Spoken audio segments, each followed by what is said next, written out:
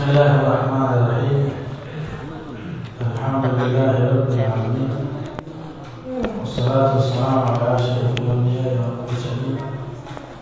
Sayyidina wa habibina wa syafi'ina wa qurrati a'yunina wa mustadana wa mustafana Muhammad khatimul nabiyyin imamul mursalin wa sahibil hujjati al-qati'ati wal barahin wa ala alihi al-mutahharin wa ashabihi al-akramin.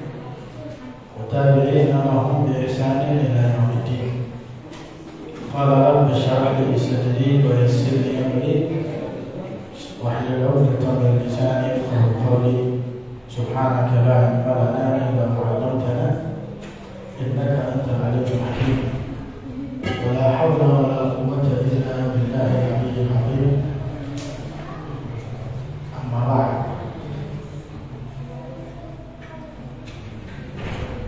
Ma'asyiral hadirin wal hadirat rahimakumullah. Kita tahu bahwa manusia ini hidup di atas dunia ini ada musuhnya. Sebelum kita berbicara tentang musuh sesama manusia, kita itu memang sudah memiliki musuh buyutan atau musuh abadi. Bahkan musuh ini diberikan kepada setiap manusia saat dia lahir. Ini manusia itu begitu dia lahir, ada yang lahir bersamanya seorang musuh yang bernama syaitan. Dalam istilahnya Rasulullah mengatakan qarin.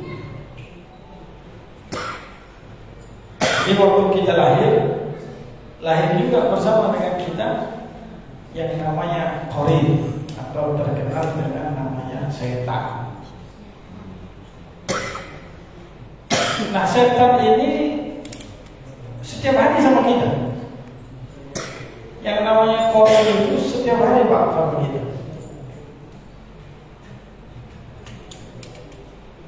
Dan dia yang selalu setiap saat membisikkan keburukan. Setiap saat. Jangankan kita manusia biasa, bahkan Rasulullah SAW pun juga punya yang namanya qarin.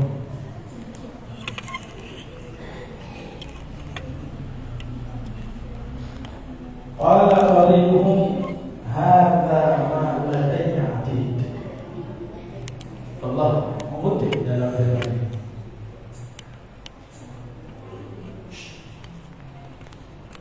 Hanya saja qarinnya Nabi Muhammad SAW itu sudah dalam periwayatan masuk Islam. Ada periwayatan Rasulullah selamat darinya. Artinya tidak mungkin seorang Nabi itu dibisiki oleh qarin kemudian tersesat. Jadi qarin ini tahu aktivitas kita, kehidupan kita itu tahu.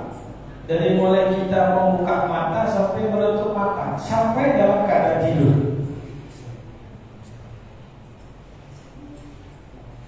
Dan qarin ini adalah sebetulnya syaitan yang diciptakan oleh Allah Subhanahu wa taala untuk menggoda manusia. Tapi Allah itu adil. Dia punya qarin, juga punya malaikat. Jadi manusia itu begitu lahir bersamanya setan yang akan menggoda tiap hari, dan lahir bersamanya seorang malaikat yang akan membisikkan kebaikan kepada dia. Maka kita antara mengikuti bisikan setan dan bisikan malaikat.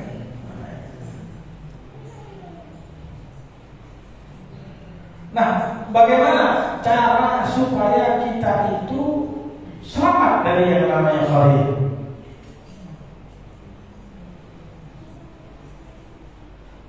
Yang namanya setan.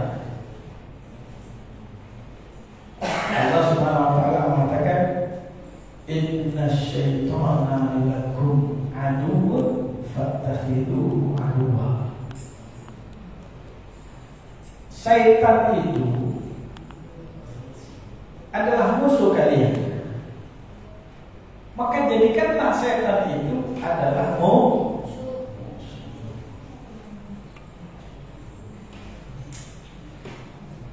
Karena ada sebagian manusia yang menjadikan setan tersebut itu adalah teman. Bahkan bukan hanya sekedar teman, ya, sahabat karib.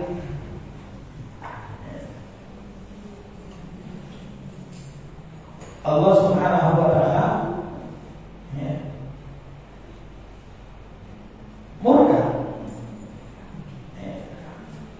kepada orang-orang yang menjadikan setan tersebut itu sebagai temannya.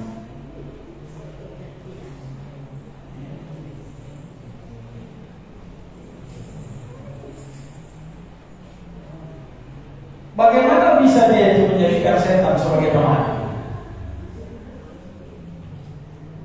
Kalau dia itu jarang berzikir kepada Allah Subhanahu wa taala, jarang membaca Al-Qur'an, jarang melaksanakan ibadah yang diperintahkan oleh Allah Subhanahu wa taala. Kalau kata para ulama, cara menghindari setan itu yang terbaik adalah satu macam. Bagaimana caranya? Mendekat kepada Al-Habib. Apa? Kecintaan kita. Siapa? Allah. Jadi kita itu jangan jadikan setan musuh, tukaran di setan.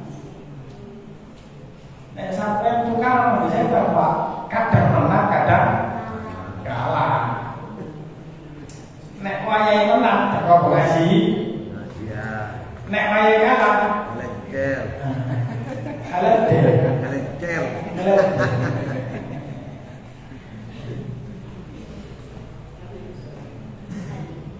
Tapi caranya itu jadikan setan tersebut itu tidak masuk ke dalam pikiran kita. Tapi yang masuk ke dalam pikiran kita yaitu adalah Allah. Jangan bingung dengan setan, tapi bingung dengan Allah. Bagaimana cara mendekat kepada Allah? Kalau kita sudah mendekat kepada Allah, pasti Allah akan memberikan perlindungan kepada kita dari yang namanya setan. Makanya kata para ulama, cara terampuh untuk melemahkan setan adalah beribadah kepada Allah. Bukan sekedar menjauhi maksiat kepada Allah. Karena kalau kita cuma sekedar menjauhi maksiat kuat-kuatan,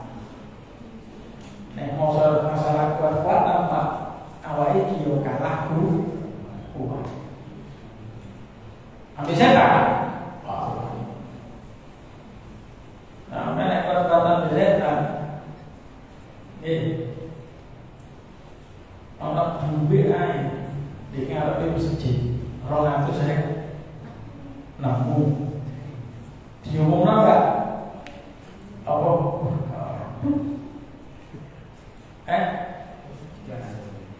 juga langsung turun tidak kalau ini bodoh jika ada rezeki langsung handphone ketinggalan di ini sampai hilang kayak rezeki anak soleh.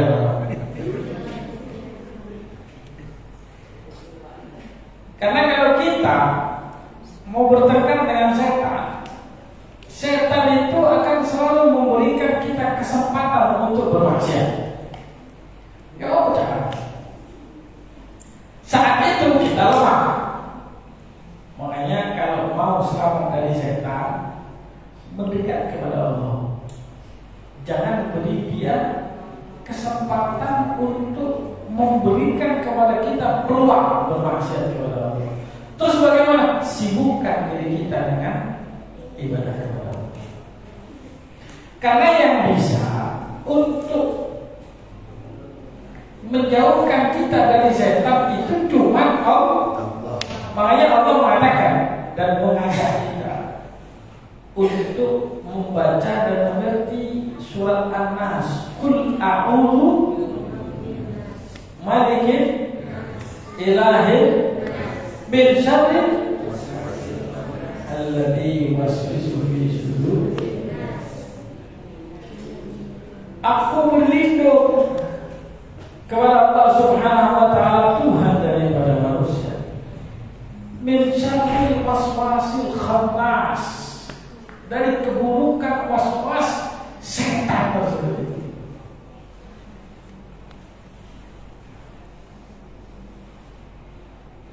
Makanya kehadiran kita saat ini adalah sesuatu yang paling ampuh untuk kita mengalahkan setan. Paling ampuh ya. Pengajian, sholat berjamaah, zikiran, wiridan. Makanya sampai tidak ambil orang soleh, dekat dengan orang baik, ampuh untuk bisa mengalahkan setan. Tapi kalau Anda dekat, aku kuat iman, tenang aja, setan tidak akan bisa mengganggu saya. Asik.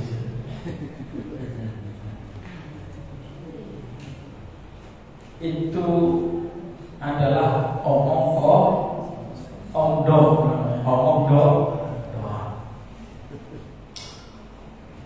Aku lu, cuma pacaran biasa. Kalau kahani, mau cocok-cocok kahani, iman kuat, kawan. Begitu ketemu, ya, aku tak ada yang lebih baik.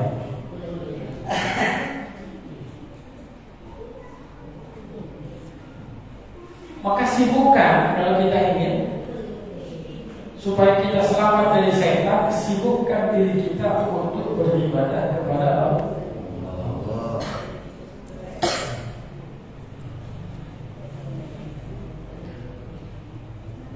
Olehnya mereka para salafus saleh, orang-orang zaman dahulu itu, kalau hadir pengajian kaulah anak, tapi dino hari,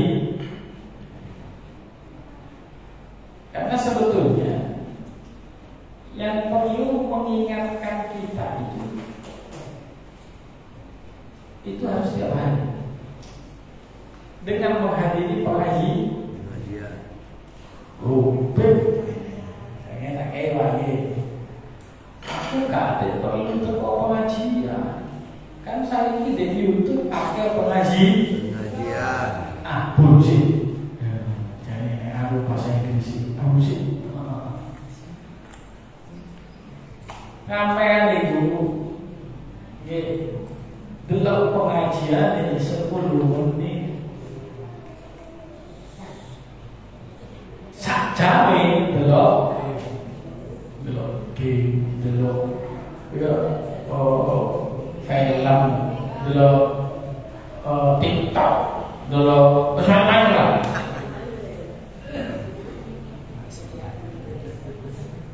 Masih ada. Berarti delok janda-janda. Ya. Kalau pengajian nggak bisa. Kalau Anda lihat YouTube, nggak perlu saya datang pengajian. Saya lihat YouTube.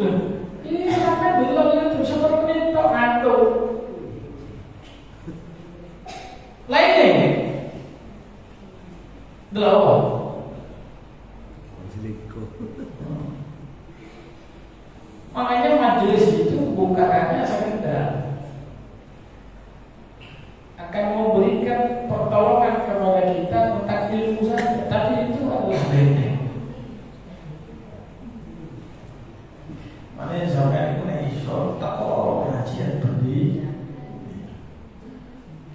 Makanya Allah Subhanahu wa taala itu menjadikan kita itu diwajibkan untuk melaksanakan sholat bukan sehari sekali Pak, tapi 5 hari. Tapi berapa? 5 hari. Loh kenapa kok 5 kali? Kok kasih cinta cukup? Kan berat toh. Sulit kalau 5. Apa dia pakai? Coba si cinta lo kan enak. 5 itu banyak manfaatnya. Di antara manfaatnya adalah kebutuhan kita untuk membentengi diri dari setan itu diperlukan dalam 1 hari 5 kali. Setan itu Pak mengalir di dalam darah kita, kolesterol seperti aliran darah. Jadi kan tahu aliran darah. Sampai coba ini gampang itu. Kalau ada tes darah, ada tinggi, ada rendah, itu ada detik atau detak-detik pompanya jantung. Ada yang di bawah 100, ada yang 90, ada yang normal 80. Karena ada sama nih, sing ada di digital itu sama aja. Ini kok orang bisa nih. Padahal itu dalam beberapa detik ya. Itu orang kalau tangannya cek setengah menit. Itu sudah. Nah, setan itu mengalir di dalam tubuh manusia seperti aliran darah. Itu kata lagi. Inna syaitan yajri ala bani Adam mithla majrad dam. Orang istrinya, kalau tidak salah itu adalah Ummu Salamah. Ngomong Pak. Nah subhanallah, ada seorang sahabat lewat, terus dia noleh sambil memperhatikan. Kemudian dia jalan, dipakai sana. Lalu Rasulullah mengatakan, innaha Ummu Salamah. Yang saya ajak bicara ini adalah Ummu Salamah. Maksudnya istri saya, bukan orang. Jadi kamu jangan ada pikiran bahwa Rasulullah berbicara dengan perempuan asing atau bukan mahram. Iki Ummu Salamah ini. Sahabat tadi sampai berkata begini, ya Rasulullah, limithilika Rasulullah, apakah pantas bagi aku untuk orang sepertimu aku itu berprasangka buruk? Gak mungkin Nabi, masa kok pengen ngira jenengan ini ngomong-ngomong nanti ngomong wedok. Enggak, saya nggak ada pikiran kotor begitu. Jadi ibarat saya sahabat tadi berkata begini, gak usah takut ya Rasulullah, gak usah panggil saya. Saya pun juga tidak akan punya pikiran kotor terhadap diri Anda. Apa jawaban Nabi? Baik. Rasulullah mengatakan, inna syaitana la yajri ala bani Adam majrad dam. Yang saya takutkan itu setan itu mengalir di dalam diri manusia seperti aliran darah. Fadayyiqu majaliyah, itu kata Rasul. Sempitkan aliran-aliran darahnya. Jadi kita harus persempit. Tempat jalannya setan itu harus bersempit. Jangan biarkan dia mengalir. Jangan biarkan setan tersebut itu mengkontaminasi seluruh dunia. Nah, dengan cara apa? Ini paling ampuh. Apalagi kalau berbicara tentang yang namanya sholat. Pak, musuhnya surga. Sekali terkotok pengajian, Pak Popo kadang sembahyang kadang enggak lu. Akan musuhnya manusia yakin Pak musuh manusia.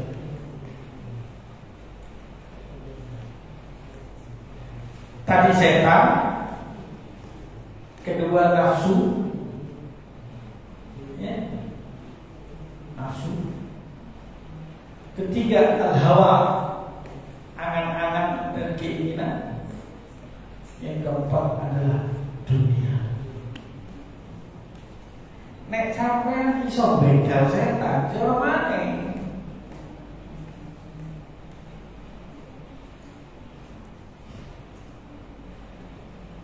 Setan itu kadang bisa bersuara Pak ya, suaranya tiap hari sama kita dalam bentuk apapun sama kita.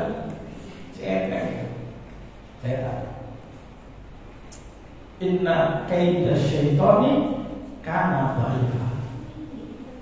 Tipu daya setan itu lemah. Bahaya sampean. Terus yang kuat apa? Tipu daya apa yang kuat? Musuh apa yang kuat?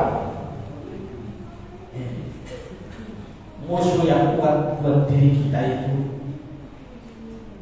adalah kita sendiri, nafsu. Rasulullah mengatakan, ada aduwika nafsuka allati baina jambayka sallallahu alaihi wasallam. Musuh buyutan kamu, kata Nabi. Musuhnya musuh, nafsu. Coba nafsu. Nek wis nafsu hilangkan.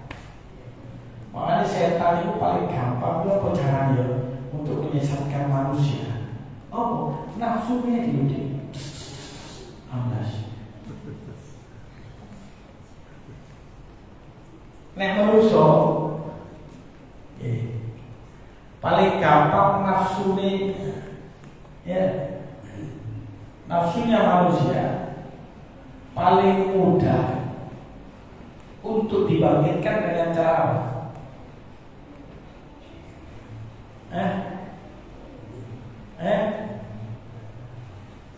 Oh ya berapa? Amarah. Bukan. Wanita. Makanya orang itu jadi ini, ya, itu adalah, ya, hablus syaitan. Tali ini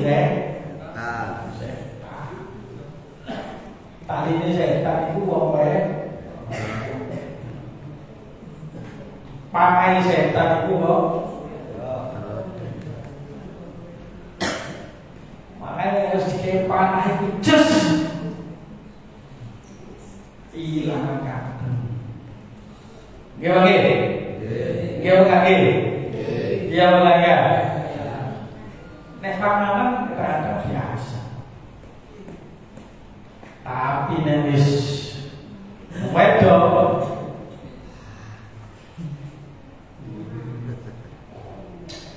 Ustaz, coba lu pengajian, gonceng aku. Pengajian apa enggak? Pengajian apa enggak? Nah,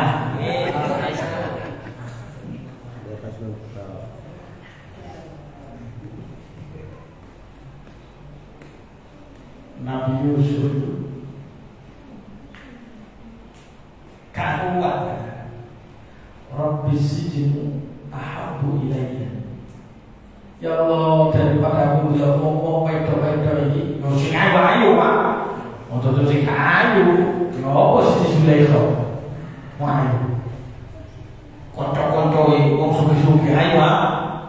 Ayu. Padha lah yang mau wedok kerambangan iki. Ayu. Ya ayu.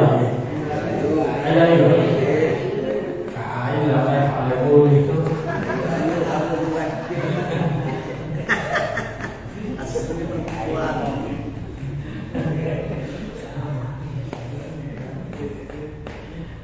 Ayu apa gak aneh. Kayak yang ngomong gak aneh itu dulu. Itu cekan itu.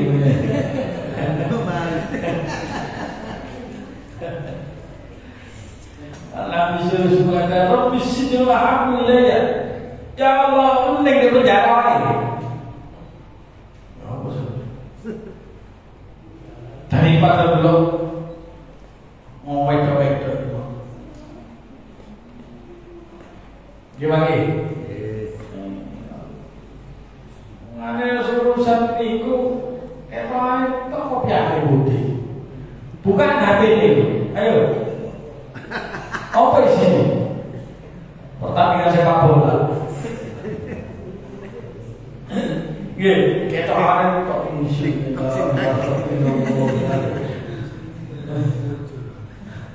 Sini dulu aku gak bos.